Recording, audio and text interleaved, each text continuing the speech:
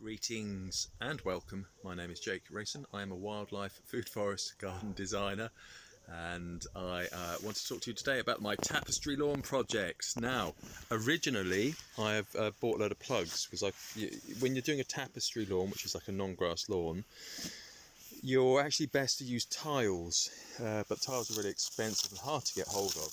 There's Barry at Celtic Wildflowers, I'll put a link in the notes. He is thinking about doing them, but in the meantime I went and bought these plug plants from British Wildflower Plants. They're about 60-70 pence each per plant, so work out cheaper normally, but the problem is, if you're doing a forest garden, then you'll put like a bark mulch down, and you put a temporary green manure down to help with the ground cover get established. But with a tapestry lawn, you can't really do that. So tapestry lawn has to be bare. So this is why you're better off using seed trays. Now, sorry for the mess in here. I need to tidy it up.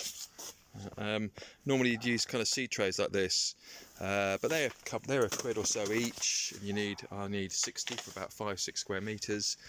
So what I do have is the neighbour got hold of these, which are supermarket crates. They're great. I mean, they're great for transporting plants.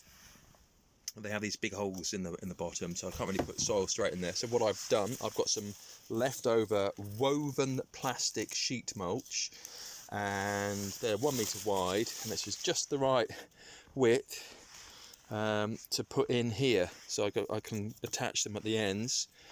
And I've worked out it's 6 plants per tray, roughly 6 plants per tray.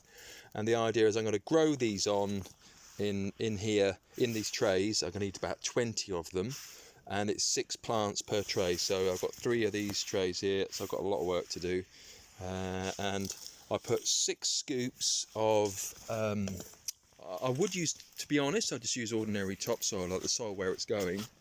But I haven't got any to hand, so I'm using the leftover topsoil compost mix, which I got for the clifftop garden.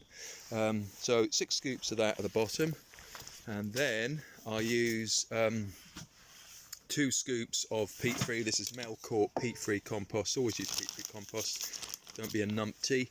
And then I sprinkle that on top. The reason for that is because this has been sterilised, so there are no seeds in there at all. So when you put it on the top, it just provides an extra bit of a barrier to anything else germinating. They will need weeding, and I'm going to give these 2 months, so March and April. So hopefully, I'm not expecting masses of growth, but hopefully the very least these plugs will get established. This is Bugle, Ajuga reptans, available in a whole load of different varieties as well, like purpley ones, beautiful blue flowers, spikes, the blue flowers on spikes. Really, really good ground cover. Actually, I haven't used it much as a ground cover. We've got some in our more ornamental garden here, but I'm really keen to see how this gets on in the tapestry lawn, but also in as if for a forest garden ground cover plant as well. But it makes me laugh because that is normally number of plants per square metre, and this is like 1/5 of a square metre. So normally you put in like about 3 to 5 ground cover plants per square metre in a forest garden. Here it's like it's 5 times the density. So there we go. Make a little hole, pop it in, squidge it in, lovely jubbly. And then, oh, that's too heavy to lift with one hand. I'm going to put that, for time being, I'm putting that down here. I'll get the hose set up, actually, would be the best thing.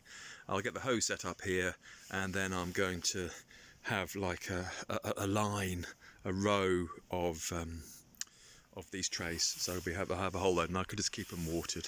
And it's considerably warmer here in the polytunnel. I haven't got around to doing more perennial vegetables, so there's a bit of space for the time being. Hey, there we go. So tapestry lawn experiment continues. I'd be really interesting to see what plants do well, what plants don't do so well. Some of the plants are more kind of shade based, so that'll be kind of interesting to see how we go on with that. Like a ground ivy doesn't like the kind of full light, so I'll put them somewhere a bit shadier. But be very interesting to see what grows on well and what doesn't. And then when it comes to it, we can I'll just unlatch these, and then hopefully that'll be a big mat and I could just slide that onto the tapestry lawn. That is the theory. Thank you for watching. Please subscribe. That'd be fantastic if you could. Leave a comment. I'll subscribe back, because I need subscribers, because I want to get onto using YouTube as a live stream, and I need subscribers for that, which is a pain in the bum, but there we go. Cheers, bye.